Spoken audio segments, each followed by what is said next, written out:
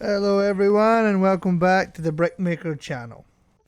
This is a nice weapon challenge, not a character based run, a much more straightforward and simple one. Just had to use the minigun. Didn't have to work on any sorts of armor, didn't have to do anything specific for the main quest or the factions, just the old minigun. Now I read your comments, I listened to the Discord. By the way, if you haven't joined Discord, join it down below, there'll be a link. And I'm going to try and put less pop-ups for subscribe and like throughout the video. I'll only say it at the start of the video now, so please remember to like and subscribe, and we're going to be asking the question, can you beat Fallout New Vegas with just a minigun? Our game begins as normal in Doc Mitchell's house. I name myself Big Gun, as because there's nothing mini about the gun I'll be using in this run. And I try to model myself over the Heavy from TF2. In terms of my stats, I put most things into strength, and very little into perception because I'm planning just to fire as many bullets as possible. Endurance, agility and intelligence high. No luck and no charisma, as I won't need to be getting any caps in this playthrough. For my tag skills, I just picked guns, medicine and repair. And decided to go for fast shot, as I want to be spraying as many bullets as possible at all times. We're not going to be looking to swindle or buy our way to a minigun. I want to go straight for the special minigun that you can pick up right at the beginning of the game. Well, I say the beginning of the game. It's pretty far away in terms of good springs, but there's nothing stopping you from going to get it. There's no level requirement, there's no quest line that needs to get done. I stopped by Sloan and heal up Snuffles because I think the Heavy from TF2 would do that. I do some work for the engineer and help assemble this generator. I make my way through Hidden Valley, where I get a nice amount of bark scorpions to follow me, to the point where it started actually slowing my game down. I pass into the crater so I can get the Brotherhood armor. This is so I can get into the bunker later and to sell it for some easy caps. Glitch my way into Black Mountain, and make my way right back out. I do some Indiana Jones parkour and get myself through the boulder. I have seen the comment about playing the game as Indiana Jones, so it's always an option. Arrive at Camp Golf and get pricked full of many little holes from the cazadors. That's the one kind of main restriction from getting the special minigun early in the game, is that the trip through Bitter Springs is a pain to get through. But we do, however, finally arrive at our destination, the Devil's Throat. I remember the first time I ever discovered this location in one of my casual playthroughs, and I thought it was such a secret little location, so out of the way of the map that I just felt like no one ever had found us except for me when I was young. But with that, we finally were able to pick up the CZ57 Avenger. We're also able to get some combat armor reinforced and a party hat. We are now finally able to start taking our first shots in this playthrough. How terrifying is that giant evolved centaur? I mean, these are scary, scary enemies in this game. But as you can see with fast shot, we are absolutely melting through our ammunition. And with that, we're able to also melt through the centaurs. In terms of miniguns, and especially in Fallout New Vegas, I'm not the biggest user of them. I'm not really a heavy guns kind of guy. I kind of prefer my hunting rifles and such. But with this special minigun, I mean, I just love the red finish. And also you can see the name of the weapon on the back, the little backpack you've got for your ammo.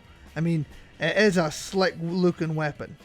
I also decided not to use the combat armor and just stick with leather armor. Just, you know, add a little bit extra difficulty to the game. And with that, I begin the Ghost Town gunfight quest. I mean, I don't know how this little old courier is going to be able to take out Joe Cobb and the gang, but I mean, to be honest, I'm struggling with these bottles a little bit. I'm using a little bit more ammo than I would be hoping to take out some bottles. I take out Joe Cobb without much trouble, give a howdy to old Ringo, and unleash my unrelenting hell onto the powder gangers. It's at this stage I was starting to realise an issue. Now, I took fast shot and the minigun's already pretty loose with its ammo, but I am burning through, I mean, about nearly half of my ammo supply there just taking out the powder gangers. And even when I'm passing the camp to get to Prim, I'm already down to my last 20 bullets.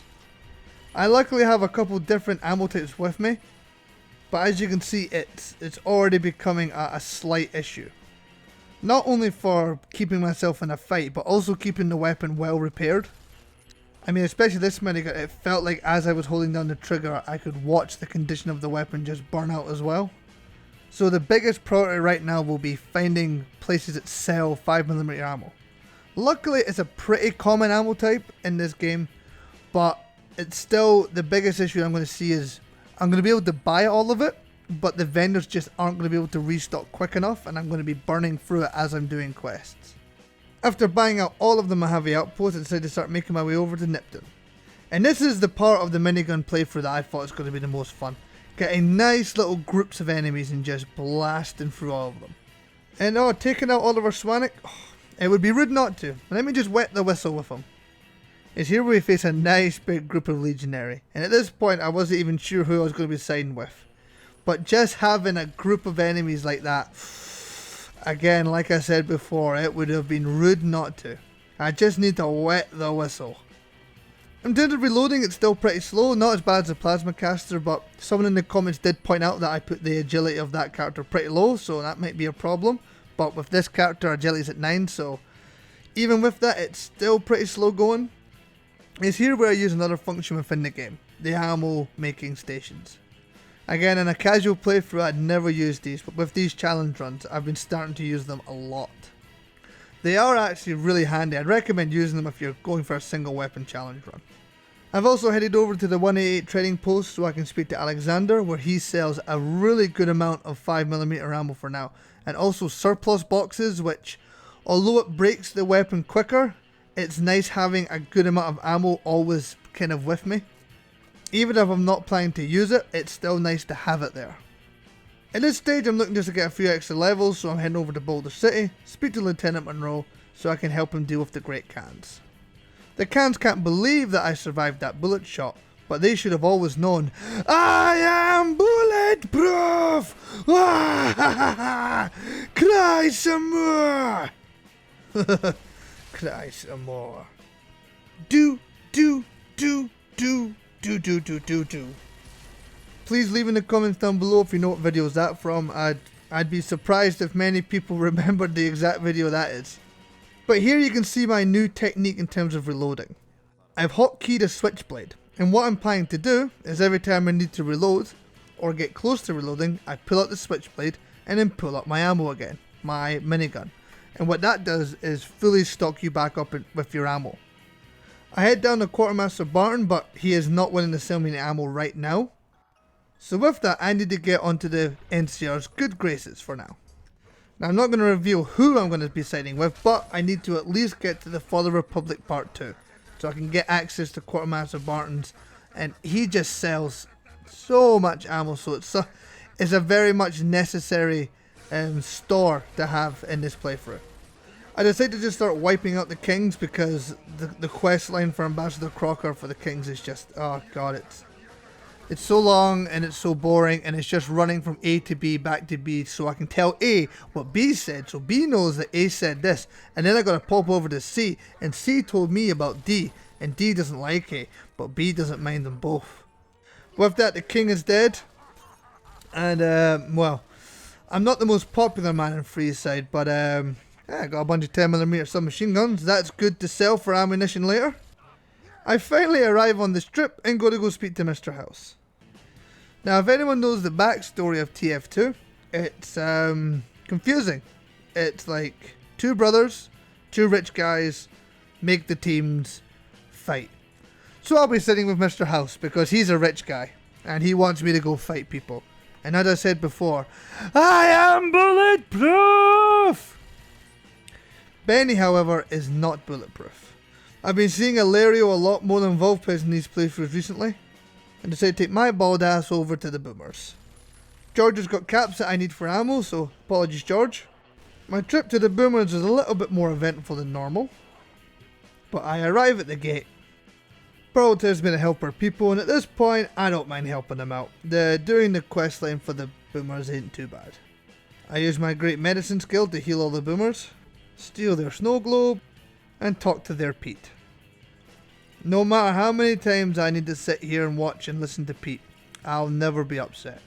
Thanks Pete, that was great. I have some questions, that was great. I go speak to old Jack about his scrap metal, and unfortunately I haven't been picking up enough, so that wasn't quite enough. So I gotta head down and deal with the ants. Well, I'm telling a bit of a lie. I don't want to deal with the ants, and I mainly wanted to come down here because they have a lot of ammunition.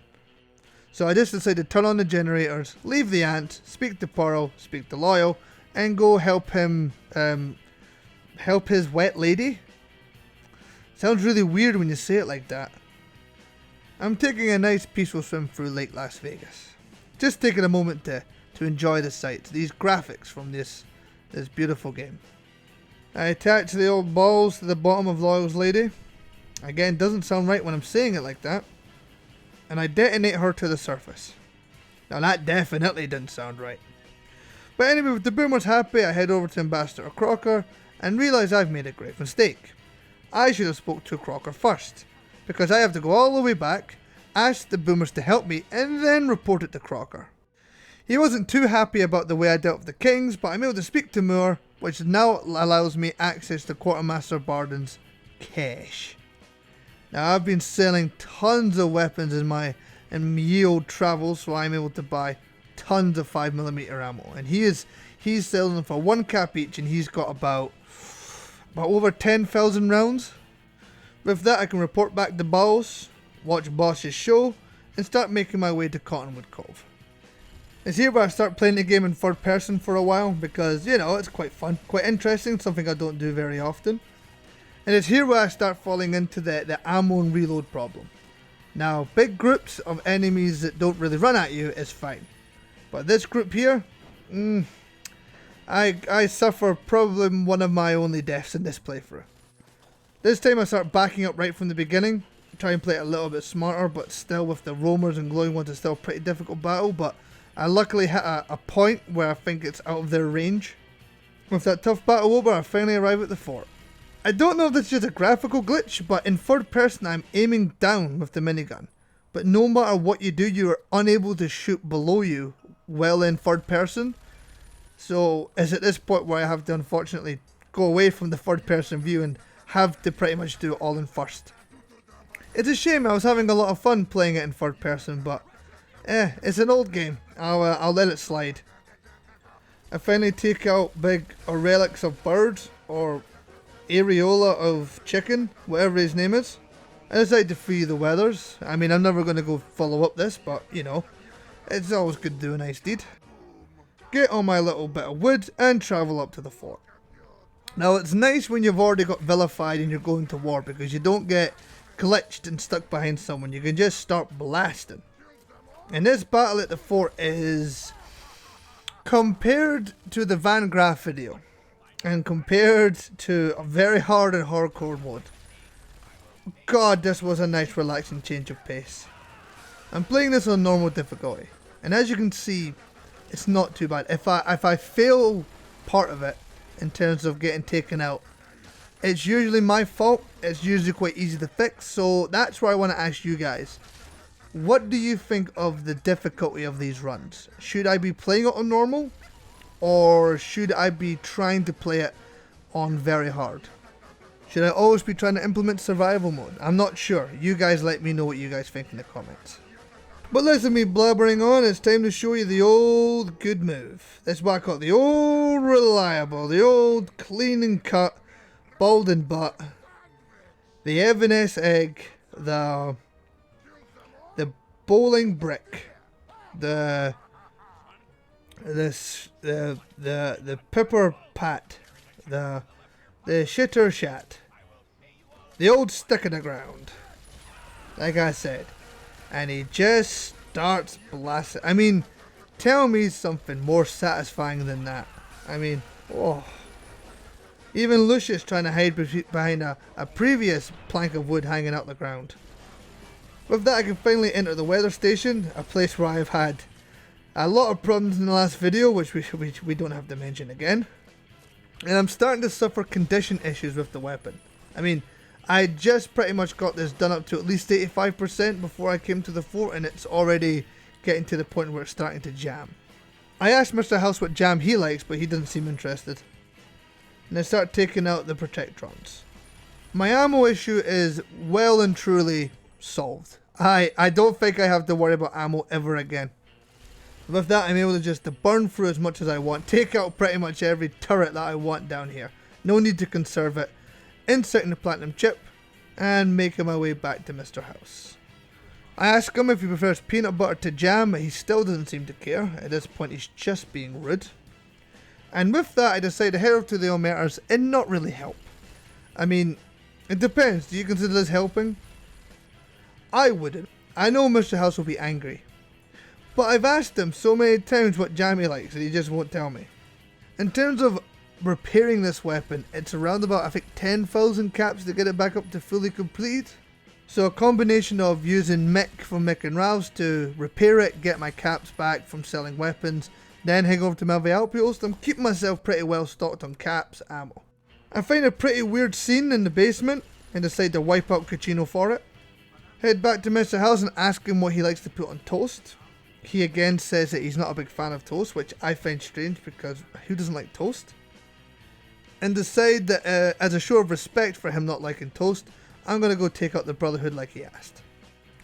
Again, I said I would mention it, but compared to the Plasma Caster video and the Van Graphs, oh god, what a difference.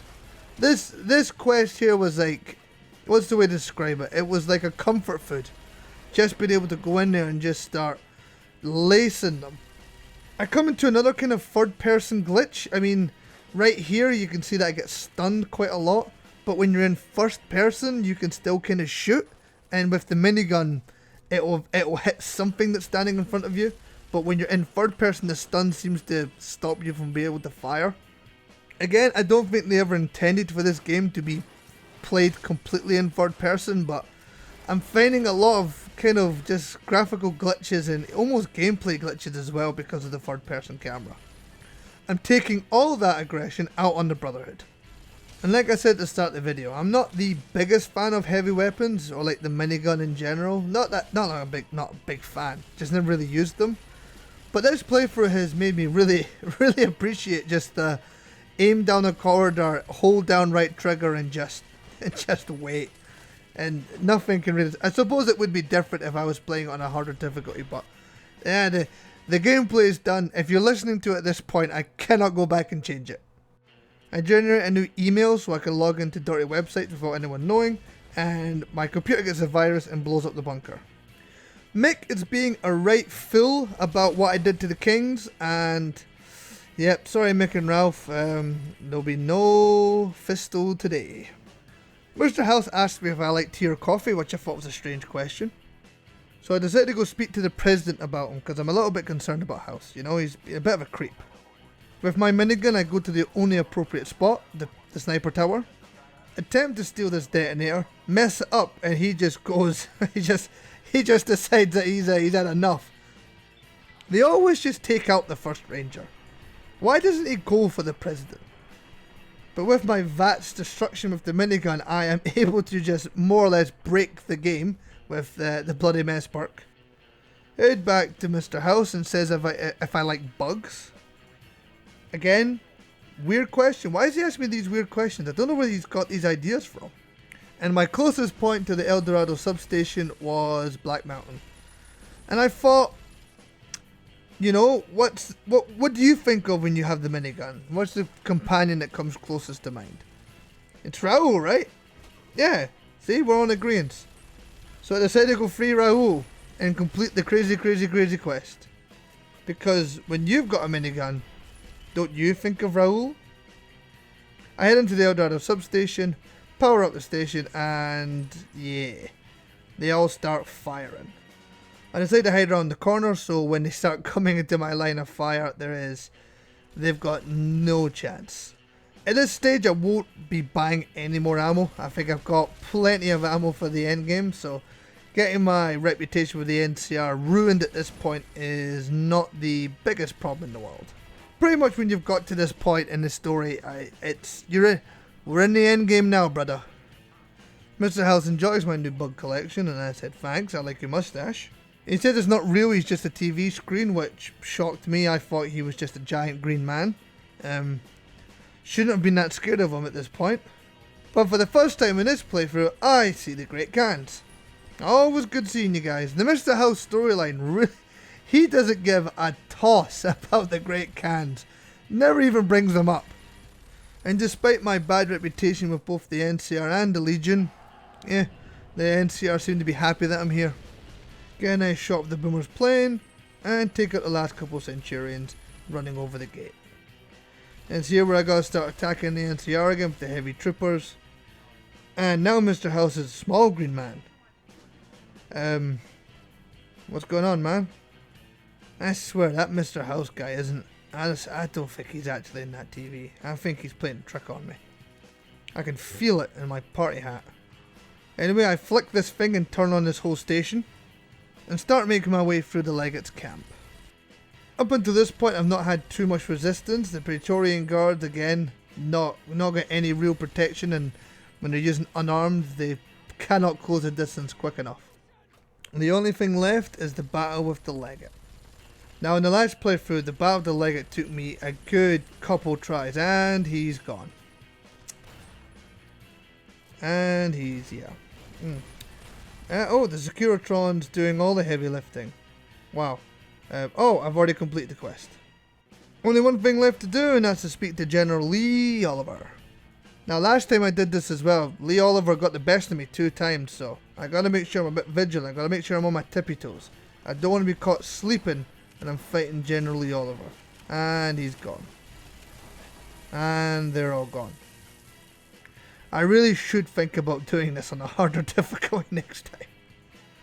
Mr. House gets bodied out by his Securitrons. I mean, it looks like I'm actually the boss and they're my bouncers.